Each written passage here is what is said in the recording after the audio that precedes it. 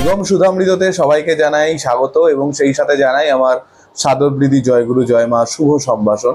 আজকে যে বিষয়টি নিয়ে আপনাদের সাথে আমি পাঠ এবং আলোচনা করতে চলেছি, শ্রী শ্রী ঠাকুর মহারাজ একদিন তার শিষ্যভক্ত সমীপে বসে অন্নপূর্ণা মাহাত্ম্য এবং তার জীবনে কিভাবে মা অন্নপূর্ণার দর্শন তিনি পেয়েছিলেন এবং সেখান থেকে তার উপলব্ধির কথা তিনি তার শিষ্যভক্তদের সাথে যে আলোচনা করেছিলেন, সেই আলোচনারই পাঠ এবং তার ব্যাখ্যা আজকে আমি আপনাদের সাথে করতে চলেছি। তো চলুন শুরু করছি আজকের পাঠ এবং আলোচনা শ্রী শ্রী অন্নপূর্ণা মাহাত্ম্য। একদিন ভক্ত শিষ্য সমীপে বসে ভক্তিমূলক আলোচনা করতে করতে শ্রী শ্রী ঠাকুরগুরু মহারাজ বললেন, আগে শুনেছিলাম কাশিতে নাকি কেউ অভুক্ত থাকে না। হঠাৎ কাশিতে গিয়ে এই কথাটা আমার মনে পড়ল। শ্রী শ্রী ঠাকুর মহারাজ তার যোগ মার্গে তিনি যখন নির্বিকল্প সমাধি লাভ করলেন এবং তার পরবর্তীতে তিনি কাশিতে গেছিলেন এবং সেই ঘটনাটাই শ্রী শ্রী ঠাকুর মহারাজ এখানে বলছেন যে হঠাৎ কাশিতে গিয়ে আমার এই কথাটা মনে পড়ল। এই কথা কতদূর সত্য তা বুঝবার জন্যে এক পাণ্ডাকে জিজ্ঞেস করলাম। সে যথাযথ উত্তর দিতে পারল না। আর একজন ব্রাহ্মণ পণ্ডিতকে জিজ্ঞেস করলাম। সে বলল, হ্যাঁ সত্যি, এখানে কেউ অভুক্ত থাকে না। না খেতে পেলে অন্নপূর্ণা মা নিজে এসে খাবার দিয়ে যান। তার এই কথার সত্যতা বুঝবার জন্যে দৃঢ় সংকল্প হয়ে একদিন সকালে দশাশ্বমেধ ঘাটে গেলাম। ঘাটের দুপাশে বসবার যে আসনগুলো আছে তার উপর অনেক পাণ্ডা তক্তা পেতে বসেছে। আমি তাদের এক পাশে দৃঢ় হয়ে বসে থাকলাম। সকালে অনেক যাত্রী আর শহরের নরনারী দলে দলে গঙ্গা স্নানে চলেছে। এমন সময় তাদের মধ্য হতে এক মারোয়ারি বৃদ্ধা মেয়ে মানুষ শালপাতার একটা ঠোঙা হাতে করে আমার কাছে এলো।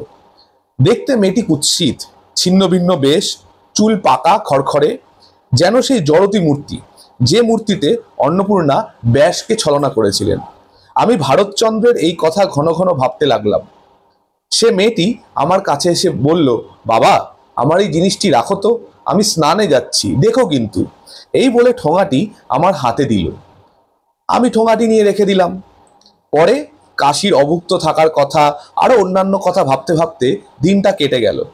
আত্মহারা হয়েছিলাম। রাত্রি প্রায় 8টা-9টার সময় জ্ঞান হলো। ভাবলাম রাত্রি তো হয়ে গেছে, কই আজ তো কেউ খাবার দিলে না, আজ অভুক্তই থাকলাম।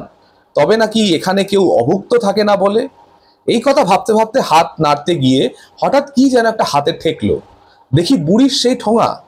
ভাবলাম, আরে যা, সেই বুড়িটা ঠোঙা ফেলে গেছে, বোধহয় ভুলে গেছে, তাই নিয়ে যায় নাই। আবার মনে হলো, যে জাত বাবা একটা আধা পয়সা মাত্র কোথাও থাকলে মেরে পিটে আদায় করে নেয়, ছাড়ে না, তারা কি কখনো কিছু ফেলে যেতে পারে? না, তারা রাত্রিতে নেবার আশা নাই। সে ঠিকই ফেলে গেছে। আচ্ছা দেখি এর মধ্যে কি আছে। খুলে দেখি টাটকা বর্ধমানের সীতাভোগ। সীতাভোগ তো বাংলা ভিন্ন অন্যত্র পাওয়া যায় না, এখানে কোত্থেকে এলো? না, এ আর কিছু নয়, অন্নপূর্ণার ছলনা। মনে জেগে গেল যে মা আমায় ছলনা করে গেলেন। ক্ষুধাও পেয়েছিল খুব, তাই খেয়ে নিলাম। থাকলাম রাত্রিতে গিয়ে একটা ঘরে, সেটা পায়রার বিষ্ঠা আর চামচিকের গন্ধে পূর্ণ। রাত্রিতে স্বপ্নে দেখলাম মা এসে বলছেন, দেখলে তো বাবা, আমার কাশিতে কেউ অভুক্ত থাকে না। দেখলাম কি ভুবন মোহিনী মূর্তি, অঙ্গগন্ধে ঘর ভরপুর হয়ে গেছে।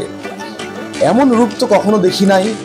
আগে দেবদেবী বিশ্বাস করতাম না, এখন দেখলাম মায়ের মধ্যে ব্রহ্ম সাকারে ফুটে উঠেছেন।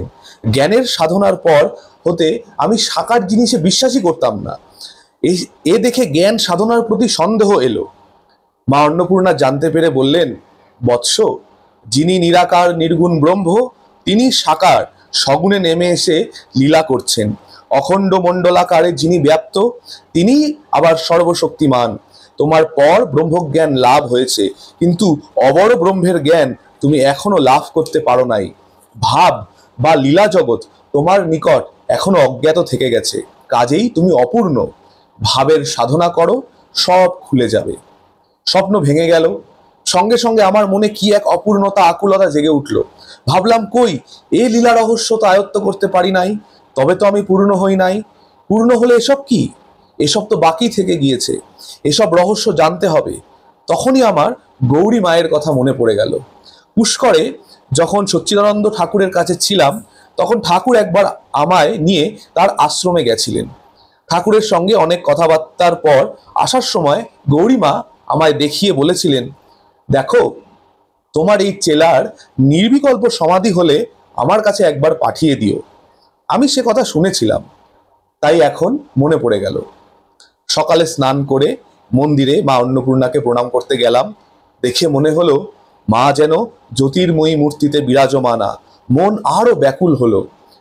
সচ্চিদানন্দ ঠাকুরের কাছে যাবার দরকার মনে করলাম না, সোজাসুজি ছুটে গেলাম গৌরী মায়ের কাছে।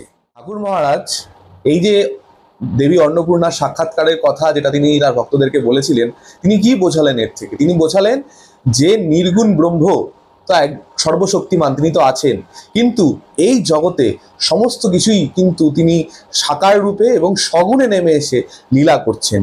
ঠাকুর মহারাজ কিন্তু যখন নির্বিকল্প সমাধি লাভ করেছিলেন, তিনি লীন হয়ে গেছিলেন সেই নির্গুণ ব্রহ্মে। তার কিন্তু তখন সেই সগুণ ব্রহ্ম বা অবর ব্রহ্মের জ্ঞান লাভ হয় নাই। তাই তিনি পরব্রহ্মের জ্ঞান লাভ করেছিলেন বলে মা অন্নপূর্ণা তাকে কিন্তু বললেন যে তোমার কিন্তু এখনো সাধনা সম্পূর্ণ হয়নি। অর্থাৎ কেউ যদি শুধুমাত্র নির্গুণ পরব্রহ্ম বা নিরাকার পরব্রহ্মকেই জানে, তাহলে তার যে সাকার রূপ, তার যে এই জগতে করে চলা প্রতিনিয়ত যে লীলা রহস্য, সেই ব্যাপারে জানবে কি করে? কারণ যদি সেটা না জানা হয় তাহলে তো সেই ঈশ্বর তত্ত্ব জানাটা অসম্পূর্ণ রয়ে গেল। সেই জন্যই শ্রী শ্রী ঠাকুর মহারাজকে মা অন্নপূর্ণা ভাবের সাধনার পথে প্রেরণ করেছিলেন। আসল কথা হচ্ছে ভাব। আমরা যে পর্যায়ে সাধন করি বা আমরা যেগুলোকে ফলো করে আমরা সাধন না করি, সেক্ষেত্রে কিন্তু আমাদের সামনে একটা রূপ বা প্রতিকৃতির দরকার হয়। আমাদের পক্ষে কিন্তু নির্গুণ বা নিরাকার ব্রহ্মকে ধারণা করা অসাধ্য। সেই জন্য শ্রী শ্রী ঠাকুর মহারাজ যেহেতু সার্বভৌম গুরু হবেন, তাই তার সব ব্যাপারে সমান বুৎপত্তি থাকা দরকার। সেই জন্যই মা অন্নপূর্ণা তাকে ভাবের সাধনার পথে প্রেরণ করেছিলেন, এবং সেই ভাব সাধনা করে শ্রী শ্রী ঠাকুর মহারাজ সেই ভাবের সাধন বা প্রেমের সাধন আমাদের মধ্যে কিন্তু তিনি বিলিয়ে দিয়ে গেছেন। তিনি শিখিয়ে দিয়ে গেছেন যে ভগবানকে সাকার রূপে কিভাবে ভালোবাসতে হয়। সাকার রূপে যদি আমরা সেই ব্রহ্মকে সঠিকভাবে উপাসনা করতে পারি, তাকে যদি আমরা আমাদের মনের ভাবের দ্বারা, প্রেমের দ্বারা সেই প্রেম রজ্জুতে শ্রী ভগবানকে যদি আমরা বাঁধতে পারি, তাহলে কিন্তু আমরা দেখব তিনি অবশ্যই আমাদের সামনে এসে ধরা দেবেন, এবং আমরা কিন্তু সেই নির্গুণ ব্রহ্মকে সাকার রূপেই এই জীবনেই কিন্তু তাকে লাভ করতে পারবো। শ্রী শ্রী ঠাকুর গুরু মহারাজ কিন্তু ভাব সাধনের কতটা গুরুত্বতা সেটাই কিন্তু এখানে তিনি বুঝিয়েছেন। তো আজকের মতন এই পর্যন্তই ছিল অন্নপূর্ণা মাহাত্ম্য, এবং আশা করি শ্রী শ্রী ঠাকুর গুরু মহারাজের এই অন্নপূর্ণা মাহাত্ম্যের যে ব্যাখ্যা তিনি করেছেন, আশা করি আপনাদের সবার খুব ভালো লাগলো। তো আজকের মতন ভিডিওর পরিসমাপ্তি এখানেই। দেখা হবে আপনাদের সাথে আবার পরবর্তী ভিডিওতে।